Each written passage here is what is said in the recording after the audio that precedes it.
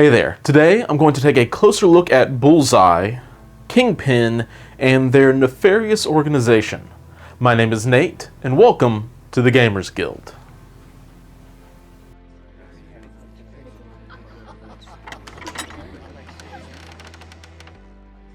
Somewhat weirdly, I've been really excited to talk about these two new additions ever since Kingpin's panel to play, and then even more so once I saw who all was included in the Crime Syndicate affiliation. So I'll start by going over Bullseye and Mr. Fisk, then take a look at what I expect from this affiliation as a whole, and finally the Crime Syndicate's 3 new tactic cards. So needless to say, there is a lot to talk about, but let's get into it, starting by talking about Bullseye. He has the alter ego of Benjamin Poindexter. He has a stamina value of 5, moves medium, is a size 2 character with a threat value of 3. As well, his defenses are 3 across the board, which makes him as durable as the average 3-threat character.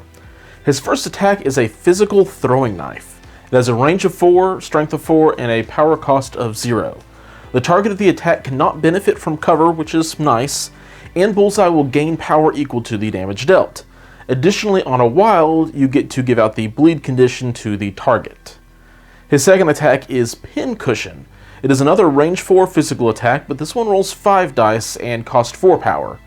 Once again, the target will not benefit from cover and will guarantee the bleed condition this time.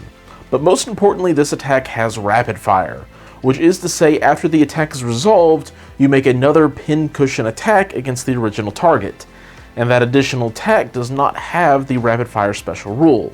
Something worth reminding everyone of is if Captain America bodyguards the first Pincushion, he is now the original target for the rapid fire attack, so Captain America would naturally be targeted again.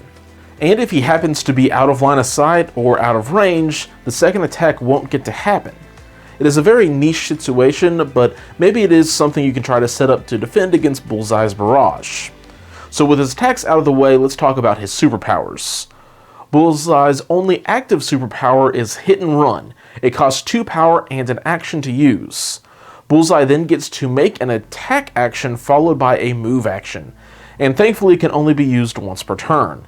This gives him some nice mobility, especially within the Crime Syndicate, where he will be able to move, then hit and run to get onto a secure objective out of harm's way, or even rush your opponent's objective depending on how well that attack went. This gives Bullseye some really nice flexibility, and his next 2 powers give him some really nice consistency. I Never Miss is a reactive superpower that costs 1. And basically, after one of Benjamin's attacks, if no damage was dealt, the target will suffer 1 point of damage. While unfortunately that damage doesn't get to count as part of the attack for things like the Cabal or the Defender's leadership abilities, it is still 1 guaranteed point of damage unless you were looking at the likes of maybe a Thanos or a Crossbones. And while 1 guaranteed damage may not seem like much, it really adds up because dice will happen and they will fail you. If you don't believe me, I have recently put a Dragon Fang with a Warrior of Legend, another Dragon Fang that got a Flurry, and then 2 bolts of Bedevilment into a Hexed Shuri, and didn't manage to daze her. 2 more damage and she would have gone down, but at the end of the round, some of my objectives would have been safely locked down. Bullseye can get that 2 guaranteed damage through with his superpower. Hopefully it isn't something that he needs to be using every single time, but it is something really nice to have in the back pocket. His final superpower is also reactive and is named Parting Shot. It costs 2 power and can be used after an attack targeting this character is resolved. The attacking character suffers 1 point of damage, and Bullseye may advance away from the attacking character short. Again, guaranteed damage is really nice to have, and Bullseye being able to have some extra movement if he wants it is never going to be a bad thing. When he flips over to his entrance side, nothing changes stat-wise, but Tyler did a great job capturing a hurt Bullseye who sees things as only getting heated up after getting beat down. At first glance, well, for me at least, Bullseye isn't too impressive in his survivability or in his attacks. Sure, ignoring cover can help, but it doesn't really fully make up for having a low strength on his strike and his big attack that costs 4 power. What does make up for it though is his guaranteed 1 point of damage from I Never Miss. As well, he has some superb mobility with his hit and run that will let him play similar to Hawkeye on back objectives, being able to move, attack, and then move again, as well as a bit of mobility granted by the parting shot. And those points also really sum up his pros and cons. He will have some pretty solid mobility to play with. The hit and run and the consistency given by I Never Miss is something I think will go underrated for quite a while, because really the only con I have for Bullseye is the lack of dice his attacks have. The ignore and cover is nice, but will probably only affect maybe 25% of his targets, since most of the time targets will either be within range 2, or they will be just out of cover anyway, or maybe even just too big to benefit from cover. Ultimately, I think we are looking at a different and probably more consistent role of a ranged objective holder similar to Hawkeye, because there have been far more than my fair share of 5 dice arrow shots that have failed to do anything, but I've also had Hawkeye lay out tons of damage from afar, which Bullseye will have to work a little bit harder to be able to achieve. As far as affiliations go, we know that he will be a part of the crime syndicate, which is able to do some crazy things with objectives. And with Bullseye's mobility, I think he will do pretty well in his home affiliation as an extraction objective runner or holding down the back objective on something like extremist consoles. He is also a member of the Cabal, which seems like a good fit if he can start chaining together some of his pincushion attacks to get some power back. Really, all in all, I am whelmed by Bullseye. He will be a good character to have and a 3-threat and affiliation option for the crime syndicate, since they're going to want to go wide, but he also isn't anything crazy that is different from what we have already seen other characters do that is going to get me really excited. He is pretty similar to Hawkeye, and as an Avengers and Defenders kind of player, I'll stick with Hawkeye. But I guess on the other side of the street though, if you will be playing with the Cabal and Crime Syndicate, then you should be pretty happy to be getting your own ranged and mobile character in affiliation. So while I am whelmed with Bullseye, I do have to say though, I'm really excited about his boss.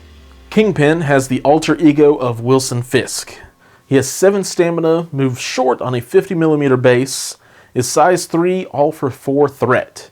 He has a physical defense of 4, while his energy and mystic are both at 3. So all in all, pretty tanky for a 4 threat character at a glance. His first attack is Headbutt. It's a physical attack that has a range of 2, strength of 5, and a power cost of 0. It will gain him power equal to the damage dealt, but Fisk's strike here also has 2 abilities that trigger on a wild. The first is he can give out the stun condition after the attack is resolved, and the other ability is a size 3 push away short. But what is kind of unique with this push is that it's done before damage is dealt, which means even if Kingpin daces someone, he will still get to push them off an objective or out of position for the next turn, unlike Shuri's Panther Gauntlet attack. The Kingpin then has a trick up his sleeve, or at least his cane, because apparently it also has a energy laser that is a beam 3 attack with 4 dice and costs 0 power. What I like about this trick is that his cane laser gets to ignore line of sight and the targets won't get to benefit from cover. So while this won't always be the attack you use since it can't generate power, and it's only 4 dice, it allows Kingpin to hit several targets and provides him with a different attack type, which is really nice. And then finally we have Hail to the King. It is also a physical attack that has a range of 2, but has a strength of 7 and only costs 3 power. Before damage is dealt, the character may throw the target character short, with notably no size restrictions, and after the attack is resolved, the target character gains the Stagger special condition. I'm going to hold off on talking about the leadership ability until the end of the video because there's a lot to talk about for this affiliation. So as far as superpowers go, Kingpin has some street level negotiations. This active power only costs 2 and allows Kingpin to throw any terrain or character of size 3 or less in within range 2, medium. Naturally, this can only be done once per turn, which is the same as Vision's throw, which might be my favorite throw in the game. He also then has a reactive ability that costs 1 called Intense Physical Conditioning. If Kingpin would suffer damage, full stop, just damage, he may use this superpower, reduce the amount of damage suffered by 1. The reason I want to point out that it just says damage is because this means Kingpin can stop damage from any objective, maybe friendly fire like a beam attack, or even the bleed condition with this ability, which makes his already tanky stats at the top look even better now. Then finally, to round out his kit, Kingpin has an innate ability called Solid Frame that allows him to completely ignore collision damage with other characters. So whether they are being thrown at him or him at them, which works out pretty nicely for him. As well, Kingpin has no changes on his injured side, so he gets to continue to be a sturdy character who can lay out some pretty solid damage as well. He also isn't very power hungry, with his big attack only costing 3 that comes with a guaranteed throw and stagger. Then he has a size 3 throw for 2 power, so unless you are trying to use his damage reduction power every single time he gets hurt, you should have plenty of power to do what you need to. So pros, he's able to hit as hard as most of the other 4-threat characters in the game like Vision and Venom. And he can take hits really well with his total of 14 stamina, decent defenses, damage reduction, and even immunity to collisions involving other characters. So if he can hit well and take a hit well, that leaves one weak spot for the Kingpin, and that is his mobility.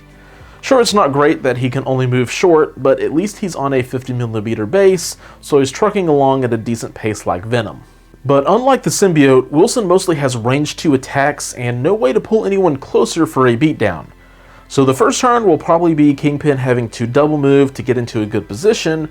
After that, it isn't too bad except for any throws and pushes that don't care about his size 3 stature. Any character that only moves short is going to be hurt by short pushes and throws because it could be the equivalent of a stagger to them to get back to where they need to be. It's just how the game works, and some characters have to suffer for it. But quite honestly, with as good as Kingpin is at everything else, this balances him out quite nicely for threat, especially if you're able to get him lined up near some terrain or other characters so the pushes can't hurt him as much. As far as affiliations go, obviously Kingpin will be a perfect fit for the Crime Syndicate, but he is also a part of the Cabal and the Spider Foes. I don't think he helps the Cabal too much, but Red Skull being able to help him with his movement is kinda nice. And as I mentioned earlier, Wilson shouldn't be too power hungry, so he should be able to take some of Osborn's weapons into battle to force your opponent to reroll their defense dice when they don't want to. Outside of those affiliations, there aren't really any terrible fits for the Kingpin, aside from the Avengers and the Black Order, probably aren't the best fit for him. So with all of that out of the way, let's talk about the Crime Syndicate. Kingpin's leadership ability is Illicit Network, and it has 2 separate abilities built into it. The first will allow your active character to spend 2 power to move an asset or civilian token that they are holding to another allied character within range 3. This ability does not allow a character to hold more tokens than allowed by the Crisis. So, this is kind of just a built-in mission objective tactic card, which is great. Then there is the second part of the ability. Each allied healthy character contesting an objective token counts as 2 healthy characters when determining who is securing the objective. Healthy is a very important word here, and since it isn't used too often, as a reminder, a healthy character is one that is on the first side of their card versus the back side of the card, which is the injured side. So even if a character has damage or status tokens on them, as long as they're on the front side, they are still considered healthy. Both of these abilities are all about the objectives, and I have to say, I'm kind of in love with it. The Kingpin knows that it is all about the objective at hand, and he provides his allies with the resources they need to make sure the job can get done. This is really the first affiliation that goes all in on the objective play with the leadership ability. Sure, the Black Order does it a little bit, but it really just feeds into their narrative of wanting to deal as much damage as they can to win the game. So to really take advantage of these leadership abilities, you want characters that have a decent amount of defense and stamina on their front side to win that secure game early, and so that they have a better chance to be able to pass off an objective before dropping it from being dazed. With that in mind, let's take a look at the affiliation card. We have Bullseye, Taskmaster, and Crossbones all coming in at 3 threat, Killmonger and Gobby coming in at 4 along with Kingpin, and MODOK up at 5 threat, as well as the unreleased and unrevealed Black Cat and Mysterio, who will add their strength to the ranks. Already in affiliation, we have great defensive characters like MODOK and Green Goblin, who do get weaker on their injured side in some regards, but are able to take advantage of their healthy sides even more so. Then there's also Crossbones and Taskmaster, who both have some built-in defensive superpowers that can help them stay on an objective point really well and healthy on there. Bullseye can also make a good background character to pass off an objective to if you have someone getting a bit too much heat. And Killmonger may not fit in the affiliation the best at first glance, but with his Usurp the Throne having a pretty consistent way of bringing in 2 more victory points, he can help the Syndicate cross the finish line a little bit faster if it is needed. So there are already quite a few good in-affiliation choices to bring, and while there are several characters outside of the affiliation that would make a good addition, I want to put one out there that should be really considered, and that is Black Panther. He's extremely tanky on his healthy side unless your opponent brought some big mystic attacks to the table, and with his guaranteed push, he can move up to an objective with 2 people on it, push one of them off, and then still take the objective with the help of the illicit network.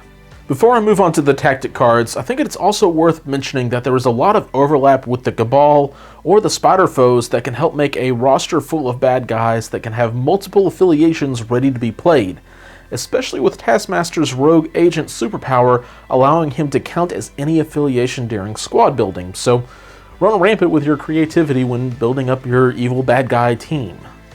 So let's talk about those tactic cards though. And the Crime Syndicate already has 3 just for them. The first one I want to talk about is Cruelty. It is a reactive card that an allied character can play if they damaged an enemy character during its activation with an attack. You spend 2 power, then that character immediately performs a Twist the Knife targeting that damaged character. Twist the Knife is a mystic range 5, strength 5 attack that cannot be modified by the attacking character and can only have dice added from the natural critical results. This is a really cool way to represent some narrative of what is going on with these different characters by having an attack that isn't really a traditional attack, which is why you can't modify the dice for this attack with some sort of character ability, as it's really just Bullseye reminding Daredevil that Elektra is dead and it's all his fault, or something along those lines. As well, this is an extra attack for just 2 power that isn't costing an action, and it can be used by an allied character, which means it doesn't have to be an in-affiliation character using this extra attack to their advantage. So their first card is actually really nice. Their next one is all according to plan, and it does something we haven't really seen before. It is another reactive tactic card.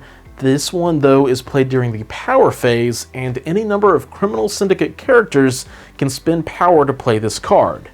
If 10 power was spent to play this card, take the priority token. So basically this card gives you priority, which is really strong, especially when you're taking it away from an opponent's Corvus and Proxima combo activation, or even just getting to go before your opponent's Thor is something that could be really handy.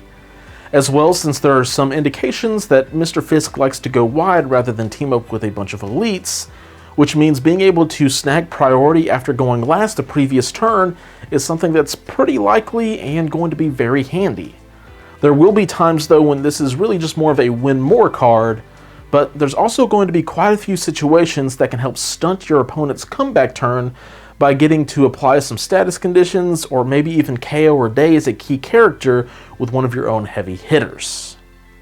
Then finally we have Shadow Organization. This is yet another reactive team tactic card that is played during the power phase. Any number of Criminal Syndicate characters may spend 2 power to play it. Enemy characters must be within range 2 of characters that spend power to target them with attacks this round. This is like a super stealth that works at range 2 instead of range 3, and even better is that effects that ignore stealth won't work against this tactic card. This one is going to be hard to judge its worth until it's played, but I have a feeling on certain maps or against certain teams like the Guardians, this is going to be a very effective tactic card, but then in other situations, maybe not quite as strong.